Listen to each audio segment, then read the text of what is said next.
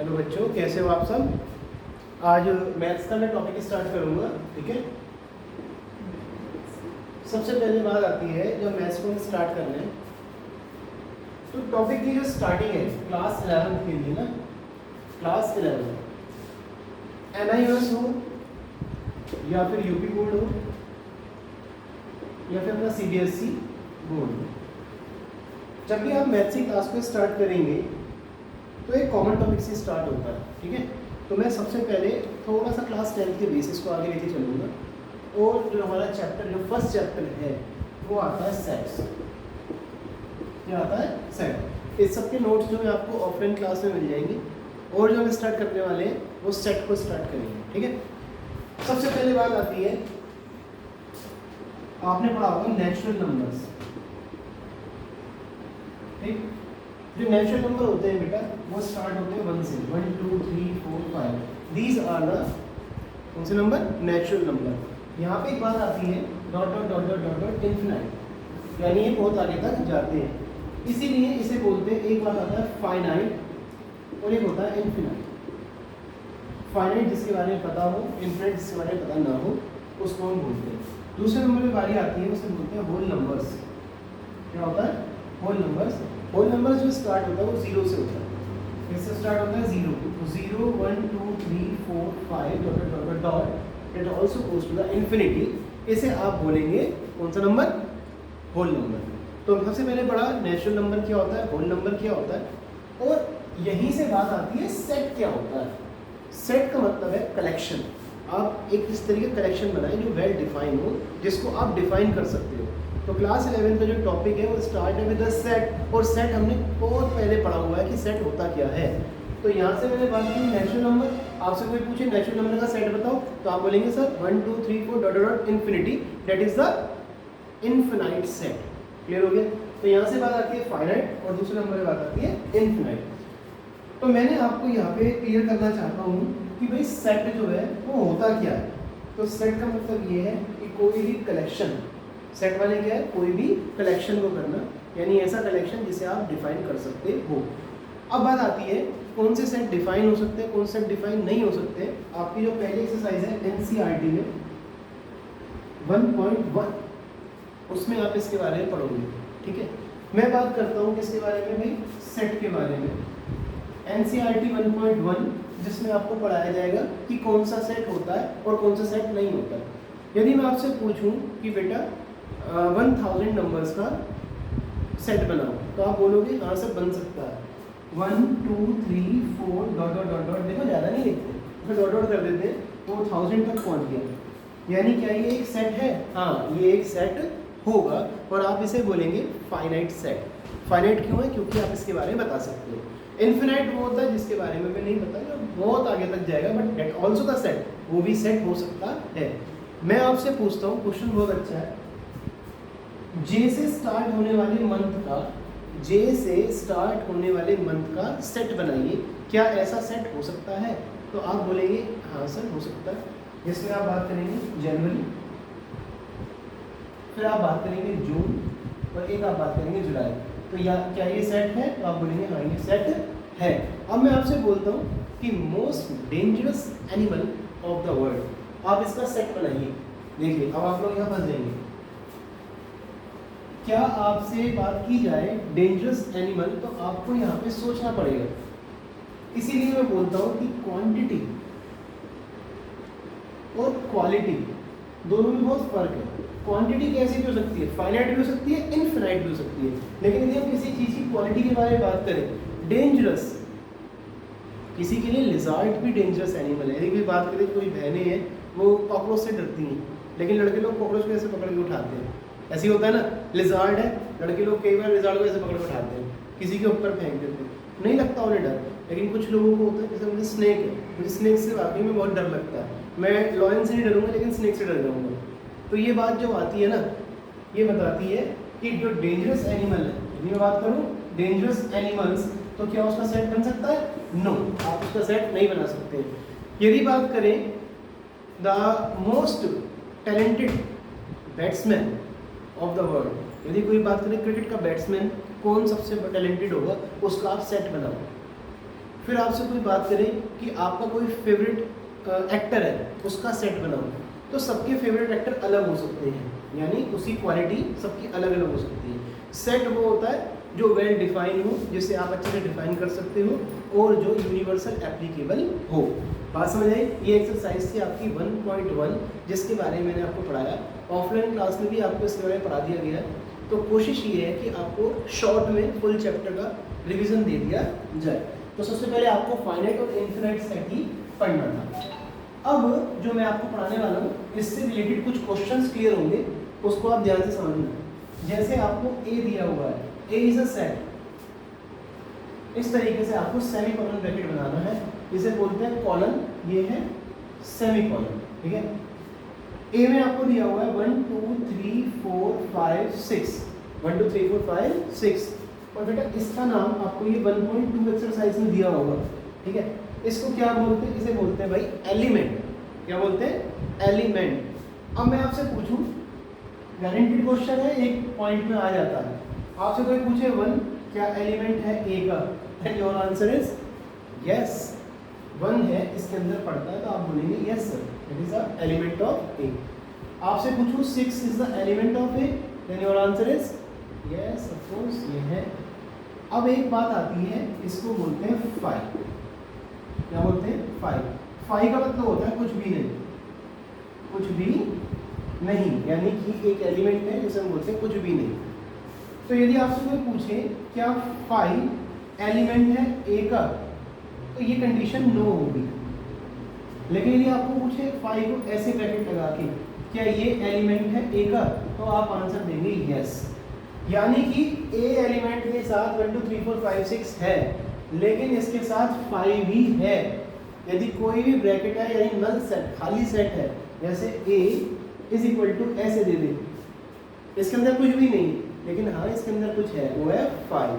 बात समझ आया? और 5 को जो लिखना है वो ब्रैकेट में लिख के दिखाना है। शायद आपको समझ आया हो सकता है आपकी समझ ना भी आया हो, तो उसको हम एक और एग्जांपल से क्लियर करते हैं। क्लियर? आपको दिया हुआ है वही सेट ए 1 2 3 4, क्लियर। आपको दिया हुआ है बी 5 6 7 8 9। अब मैं आपसे पूछता हूँ 2 क्या एलिमेंट है ए का, then your answer is yes. अब मैं पूछूं क्या 5 है एलिमेंट ए का, then your answer is no. Reason दो क्यों नहीं है, क्योंकि 5 ब्रैकेट में यदि है देन द एलिमेंट ऑफ ए। शायद आपके अच्छे समझ में आ गया है, क्लियर हो गया है। अब उसके बाद बारी आती है 1.4 की। आप कहेंगे सर 1.3 पर आपने नहीं बताई। बेटा मैं 5 का कॉन्सेप्ट बताने के बाद, एलिमेंट बताने के बाद जो सबसेट होता है, इसे बोलते हैं सबसेट, जो 1.3 एक्सरसाइज में है, वो मैं बाद में लेता हूँ, क्योंकि थोड़ा सा इस पर ध्यान देने की जरूरत है। अभी आप कॉन्सेप्ट वाइज याद करो कि तुम्हारे सामने तुम्हें सबसे पहले क्या पढ़ाया। आपको पढ़ाया सेट क्या होता है, फिर मैंने आपको पढ़ाया मेरे भाई फाइनाइट और इनफिनाइट क्या होता है, आपको ये भी मालूम है, क्लियर हो गया ना। फिर मैंने आपको ये बताया कि भाई एलिमेंट क्या होता है, तीनों कॉन्सेप्ट क्लियर है। 4th नंबर पे आगे बढ़ते हैं। आपको दिया हुआ है ए और आपको दिया हुआ है बी। हमारे पास 2 सेट हैं, सेट ए और सेट बी। यहाँ पे आप 2 चीज़ें सीखेंगे, इसको बोलते हैं यूनियन। क्या बोलते हैं मेरे बच्चे? यूनियन। और जो ये उल्टा दे रखा है ना, इसको बोलते हैं इंटरसेक्शन। क्या बोलते हैं? इंटरसेक्शन। आपके जितने भी डाउट्स होंगे वो हम कवर करते चलेंगे। ऑफलाइन क्लास में आप आ रहे हो, ये आपकी सपोर्ट के लिए। ऐसे ही एक वीडियो आपको बनाऊंगा जिसमें 70 से 80 क्वेश्चन इस तरीके से डालूंगा जो पीछे एग्जाम में पूछे गए होंगे, तो प्रॉब्लम तो आएगी नहीं। तो कॉन्सेप्ट ये है कि आप लोग किस तरीके से मेहनत करते हो, ठीक है ना। 5वां टॉपिक क्लियर हुआ। आपको बोला ए और बी, मैं बात कर रहा हूँ यूनियन की, और इसके साथ जरूरी है वेन डायग्राम समझना। मैं आपको इसके बाद वेन डायग्राम समझाऊंगा जो बेस्ट कॉन्सेप्ट में आता है, वेन डायग्राम। ओके, आपको दिया है ए और बी, आपको निकालना है सबसे पहले A union B, that is called union. आप इसे बोलना समझे तो the mathematical language if A U, that is a U ना, that is a union B, A union B. A और बी का यूनियन आपको निकालना है, आप ऐसे लिखें साथ का 1 2 3 4। यहाँ पे यूनियन दिया हुआ है भाई 5 6 7 8 9, 1 2 3 4 5 6 7 8 9, दोनों को प्लस कर दो तो क्या आएगा 1 2 3 4 5 6 7 8 और 9। क्लियर हो गया? लॉजिक ये था कि आपको इन दोनों को जोड़कर दोनों से कंबाइंड सेट बना देना है, तो आपने ए और बी दोनों को प्लस कर दिया है। क्लियर? एक और क्वेश्चन में लेके चलता हूँ। ए दिया है, बी दिया है, सी ले लेते हैं। सी दिया है 4 5 6 7। क्लियर? आपको यहाँ पे निकालना है ए यूनियन सी। लॉजिक को समझना क्या बोला, ए यूनियन सी। इसे वही बात है मेरे भाई, ए क्या दिया हुआ है, आप बोलेंगे सर ए है हमारे पास 1 2 3 4। We talk about the union, that is a C. C is 4 5 6 and 7. Clear? आप लोगों को प्लस करना है ना, आप इसे जब प्लस करते हैं ना तो यहाँ पे 4 कॉमन है। क्या दिया हुआ है? 4 कॉमन है, तो इसको आप लिखेंगे 1 2 3 4 5 6 7। So that is a 1 2 3 4 5 6 7, यानी जो कॉमन है उसको आपने एक बार लिखना है और इस चीज को इंटरसेक्शन बोलते हैं। यदि कोई आपसे पूछे ए इंटरसेक्शन सी क्या होगा, तो ए इंटरसेक्शन सी क्या है? It is only 4। क्या होगा मेरे बेटा? 4 उसका इंटरसेक्शन होगा। क्लियर हो गया? आप लोग ये समझ के चलो, सीए का एग्जाम होगा सीपीटी। सीपीटी के एग्जाम में आपको ये सब क्वेश्चन आने वाला है, सेट सारा का सारा आएगा। आपको तैयारी करनी है कैट की, तो कैट में भी आपको यही क्वेश्चन आने वाला है, तो आप इनसे बच नहीं सकते। वो जो लोग सोचते हैं मैथ नहीं लेनी, तो मैथ तो नहीं पड़ेगी भाई। आगे यदि आपको एक पर्टिकुलर सेटअप गोल होता है, यदि उसे अचीव करना, तो मेरे हिसाब से पढ़ना पड़ेगा। और पढ़ना इस तरीके से पड़ेगा कि भाई थोड़ा फोकस रखना, उस स्टडी में फोकस रखना। मोटिवेशन ये नहीं होती कि आपको 2 4 हंसी मजाक की बातें मैं करता रहूँ यहाँ पर, आप उसे हंसते रहो खेलते रहो और जस्ट पढ़ाई को पढ़ाई की तरह से लेना पड़ता है भाई। उसके लिए मजाक नहीं बनाना, ठीक है ना? मजाक बनाओगे तो पढ़ाई आपके साथ मजाक कर जाएगी। तो जो पढ़ाई का कॉन्सेप्ट है वो पढ़ाई से ही होगा। एक कोटेशन याद कर लो, काक चेष्टा वको ध्यानम स्वान निद्रा तथा वच अल्पहारी गृह त्यागी विद्यार्थिम पंचलक्षण। आज हमने, वैसे मैंने बहुत देखा यूट्यूब पे पढ़कर ऐसे फनी बातें कर हमने जो एक स्टैंडर्ड ऑफ लेवल होता है ना पढ़ाई का, उसे गिरा दिया। पढ़ाई का एक तरीका होता है जिसके लिए बच्चों को आदर्श प्रस्तुत करना पड़ता है, एक अच्छा इंसान बन के दिखाना पड़ता है जब वो बच्चा पढ़ पाता है। चीज़ों को एडप्ट करनी पड़ती हैं। ये नहीं है कि आप हंसी मजाक में हर समय हंस खेल के इस चीज़ को करेंगे। इसलिए जरूरी है काक चेष्टा, कौवे जैसी चेष्टा होनी चाहिए। जहाँ पे आपको मौका लगे वहाँ से सीखना चाहिए। वको ध्यानम, कभी आपने बगुला देखा होगा, एक पैर पे रहता है, नदी में खड़ा रहता है और उसके होने का पता भी नहीं चलता। इसी तरीके से यदि क्लासरूम में स्पेस से भी ज़्यादा बच्चे बैठे हुए हैं तो पता नहीं होना चाहिए, कॉन्सेप्ट होना चाहिए कि आपको वहाँ सीख के जाना है। आपकी पढ़ाई आजकल फ़ोन से हो सकती है, फ़ोन में सब कुछ है, आप देख सकते हैं, यूट्यूब पे डाल सकते हैं, दुनिया भर के चैनल निकल के आएंगे, आप पढ़ सकते हो।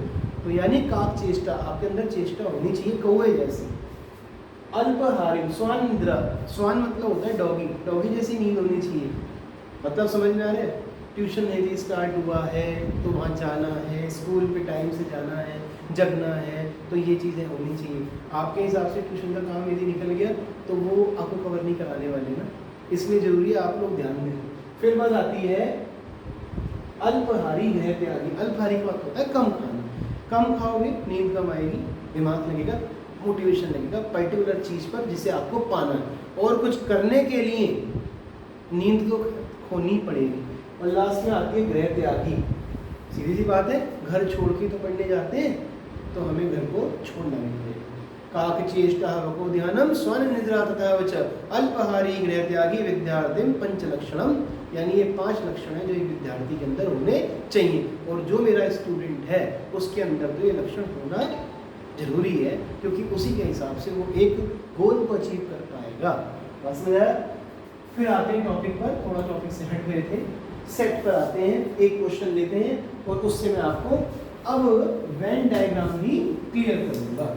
बात आती है सर वेन डायग्राम क्या है, यूनियन क्या है, इंटरसेक्शन क्या है, और जब हम कल नेक्स्ट वीडियो बनाएंगे उसमें सारे टॉपिक को दोबारा से रिवाइज करेंगे, क्योंकि रिवीजन जितना अच्छा होगा उतनी ही अच्छी आपकी बोर्ड की कॉपी होगी। क्लियर? सेट आपको दिया है ए 1 2 3 4 5 6 7, here is b is given 5 6 7 8 9, also given c 1 2 3 4 7 6। आपसे सीधा क्वेश्चन में बोल रहा हूँ मेरे भाई ए इंटरसेक्शन बी बताओ। ठीक है, ए क्या दिया हुआ है, आप बोलोगे 1 2 3 4 5 6 7, बहुत इंपॉर्टेंट टॉपिक है, फोकस लगा के रखो। बी क्या दिया हुआ है, इंटरसेक्शन 5 6 7 8 9। अब बारी आती है मेरे भाई intersection. Intersection means common. Check करिए कॉमन क्या है, 5 6 7 5 6 7। लॉजिक समझ आया? किसी को कोई दिक्कत नहीं, क्या और भी कॉमन है इसमें? नहीं है। अब बात आती है वेन डायग्राम क्या होता है। बच्चों ध्यान से समझना, इस तरीके से आपको एक सेट बनाना है, इसे बोलते हैं यू। आप बोलोगे union, no that's not union, that is a universal.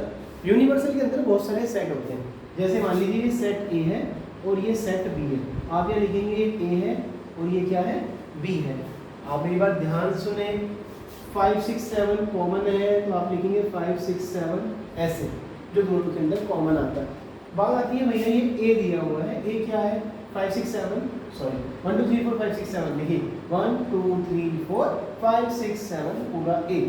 B की बात करें 5 6 7 8 9, okay 5 6 7 8 9 that is a B. अब आपसे मैं क्वेश्चन ये भी तो पूछ सकता हूँ मेरे बेटे, a माइनस बी बताइए। वेन डायग्राम से इजी हो गया, a माइनस बी क्या है। आप बोलेंगे इस b को छुपा दें तो जो a में बचा हुआ है वो a माइनस बी है, दैट इज 1 2 3 4। और जब आप इसको ऐसे लिख के करेंगे तो आप देखो गड़बड़ करोगे। 1 2 3 4 5 6 7, b आपको दिया हुआ है 5 6 7 5 6 7 8 9। आप बोलोगे भैया 5 6 7 5 6 7 यानी इंक्रीज कट गया, तो बच्चा लोग करता क्या है, a माइनस बी में वो कहेगा बचा क्या 1 2 3 4 और वो बोलेगा 8 9 बच गया। जो कॉन्सेप्ट क्या होगा, गलत होगा। जो a में बचा है वो आपको बताना है, 8 9 क्वेश्चन में नहीं लिखना है, आपका आंसर 1 2 3 4 होगा। Got it? अब आप बोलेंगे b माइनस ए में आपको ये पहले लिखना है 5 6 7 8 9, माइनस करेंगे आप 1 2 3 4 5 6 7। फिर वही बात आती है मेरे बेटे, कॉमन क्या है, आप बोलोगे सर 5 6 7 है, ठीक है कट गया 5 6 7, तो रिमाइंडर क्या है 8 9। तो आपको पीछे वाला भी नहीं बोलना, आपको केवल आगे वाले से बोलना, तो आंसर होगा 8 9। यानी कि जो यहाँ पे दिया हुआ है ना b माइनस ए वो होगा। तो मुझे मालूम है अब आपको समझ आ गया, ठीक है, नोट डाउन कर लेना, स्क्रीनशॉट लेके करना। ठीक है, अब आपको फिर दिया है ए बी सी,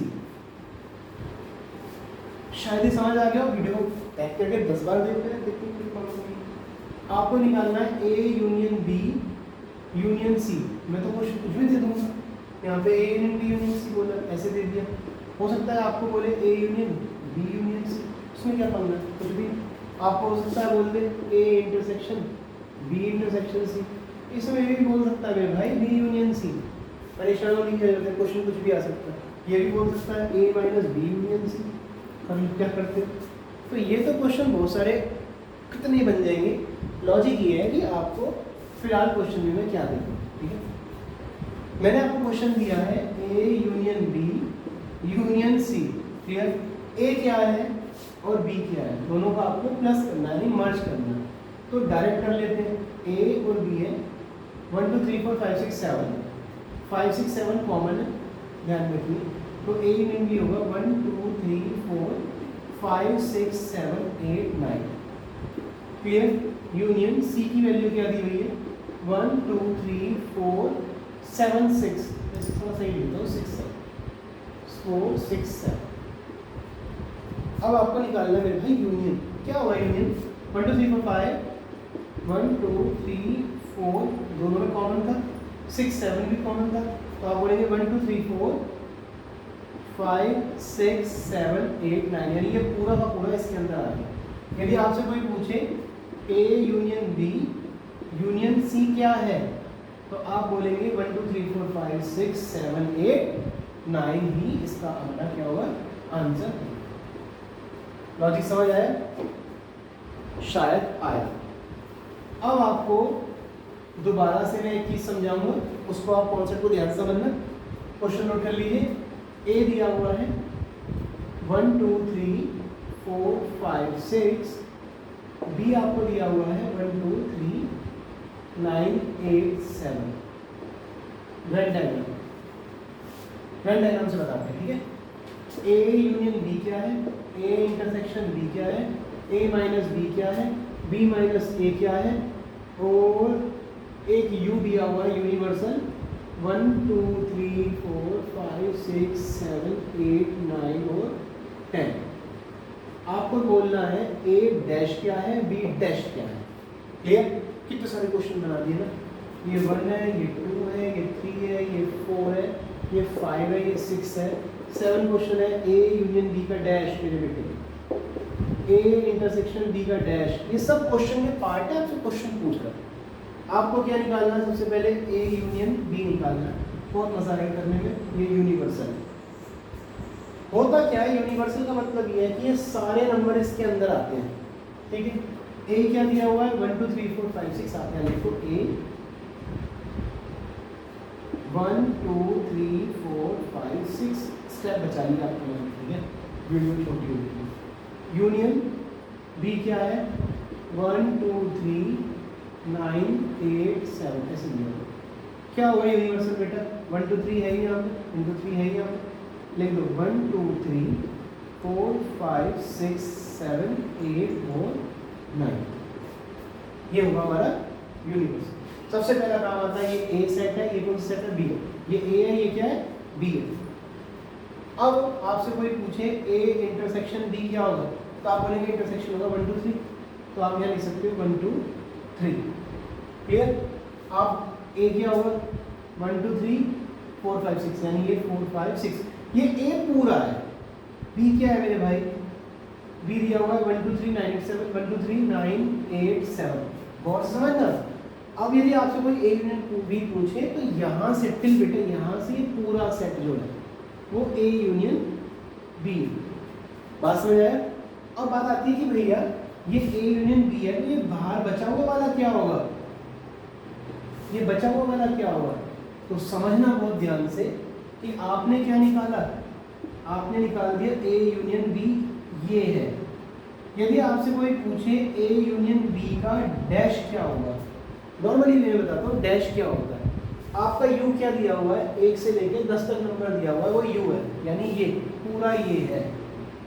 बस में देखो 1 2 3 4 5 6 7 8 9 और 10, ये चीज़ जो ए और बी के अंदर था हमने मर्ज कर दिया, जो अलग से था वो बाहर कर दिया। तो ए यूनियन बी डैश मतलब जो इसमें नहीं है, यू में है।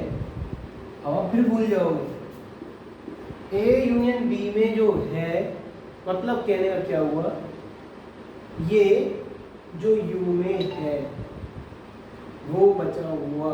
बात समझ आया? 1 2 3 4 9 तो इसमें है ही, क्या नहीं है? 10 नहीं है ना भाई इसमें, तो ए यूनियन बी डैश क्या होगा? 10 होगा। बात समझ आ रही है? ए, इस क्वेश्चन का आंसर देते हैं, ए डैश क्या होगा? चलिए बताइए ए डैश क्या होगा?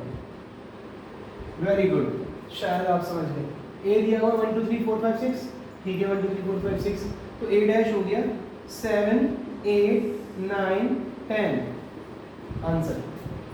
बात समझ आया? फिर आपसे कोई पूछे बी डैश का आंसर दीजिए, आप दे देंगे, इसको मुझे नहीं बताना। लॉजिक समझ आया? ए माइनस बी क्या होगा? ठीक है आंसर दे देंगे आप, ए माइनस बी क्या? मेरे भाई जो यहाँ बचा हुआ है वो ए माइनस है। वीडियो को बैक करके देख, मेरे को जस्ट समझ आएगा। 4 5 6, फिर क्या दिया हुआ है? बी माइनस ए, ये जो बचा हुआ है ये बी माइनस ए है। क्या आंसर है बी माइनस ए का? 9 8 7, ये आपका बी माइनस ए। फिर वही बात, कोई बोले बी माइनस ए का डैश क्या है? वेरी गुड, बी माइनस ए का डैश। अरे मेरे भाई बी माइनस ए क्या है? 9 8 7, चेक करो ऊपर 9 8 7, इसे हटा दो, बाकी बचा हुआ क्या होगा? इसका डैश होगा। अब बात आती है कि सर डैश को बोलते हैं क्या? मेरे भाई डैश को बोलते हैं कॉम्प्लीमेंट। क्या बोलते हैं, कॉम्प्लीमेंट, जो उसमें नहीं है। क्लियर हुआ? यहाँ तक का पढ़ाया हुआ बड़ा अच्छा लगा होगा, लेकिन इसको प्रैक्टिकली जब लेके चलते हैं ना कि रियल लाइफ में सर क्या होगा, ये तो समझ नहीं आया हमें, यहाँ पढ़ा दिया चलो सब क्लियर है, लेकिन रियल लाइफ में क्या इसका यूज़ है, अब उसको पढ़ते हैं। देखो एक सर्वे करा हम लोगों ने, ठीक है, क्या करा, एक सर्वे किया। सर्वे करके मैंने ये पाया, जैसे 100 लोगों का सर्वे किया सोसाइटी के अंदर, 100 परिवार, 100 लोगों को, हमने ये देखा कि उसमें से 80 पीपल्स को टी पसंद है। क्या पसंद है? टी। वो लोग चाय पीते हैं। यानी 50 लोगों का सर्वे किया, उनको कॉफ़ी पसंद है। तो हमें बताना है कॉमन लोग कितने हैं जिनको टी भी पसंद है और कॉफ़ी भी पसंद है। अब आपको लग रहा होगा कि सर तो पूरा क्वेश्चन समझ आ गया कि आप देर से क्या पढ़ा रहे थे, लेकिन उसका एक फॉर्मूला भी होता है, NA इंटरसेक्शन B। यदि आपको ये निकालना है या फिर आपको यूनियन निकालना है, A union B, number of NA number of NB minus number of A intersection B। बात समझ आया? अब आपको A यूनियन B पहले से ही दिया हुआ है। कितने लोगों का सर्वे किया आप लोगों ने? 100 का। तो जिसका सर्वे किया यूनियन है 100 का। A कितना है? आप बोलोगे 80 है। B कितना है? आप बोलोगे 50 है। और मेरे भाई इंटरसेक्शन कितना है? तो ये बदल दूँ मैं ना, कॉमन है भाई, माइनस की चीज़ उधर जाएगी। थोड़ी मैथमेटिक्स तो आपने सीख रखी है। 8 5 कितना हुआ? 130, 100 कर ले जाओ माइनस का 100। A इंटरसेक्शन B आपका हो गया 30। क्लियर? ऑफलाइन वाले बच्चे अपना पहुंच जाए वहाँ पे, ध्रुव भैया आपको ये सारे क्लियर कर देंगे। कोई भी डाउट यदि आता है तो वहाँ से आप क्लियर कर लें। बाकी जो नेक्स्ट वीडियो आएगा कल का, उसके लिए आप रेडी रहना। कल की वीडियो में मैं क्या पढ़ाऊँगा कि यदि टी लोगों को पसंद है, कॉफ़ी पसंद है, एक और पार्टी आ गई, उसको भाई ना टी पसंद है ना कॉफ़ी पसंद है, उसे कोल्ड ड्रिंक पसंद है, या उसको हो सकता है तीनों चीज़ पसंद है, टी भी पसंद है, कॉफ़ी पसंद है, कोल्ड ड्रिंक पसंद है। तो हम उसके ऊपर एक क्वेश्चन पढ़ेंगे जो हमारी कल की प्रॉब्लम रहेगी 1 2 and that's a particular way, ABC, तीनों का हम उसके बारे में पढ़ेंगे। आई होप आप सभी को ये अच्छे समझ आ गया। नहीं भी समझ आया दोबारा वीडियो चला लो, समझ आ जाएगा। और भी ज़्यादा समझ नहीं आ रहा है तो बेटा मैथ्स छोड़ दो, मैथ्स इतनी आसान चीज़ नहीं होती है, मेहनत करनी पड़ती है, ठीक है ना, करोगे तो आएगा। Okay, God bless you.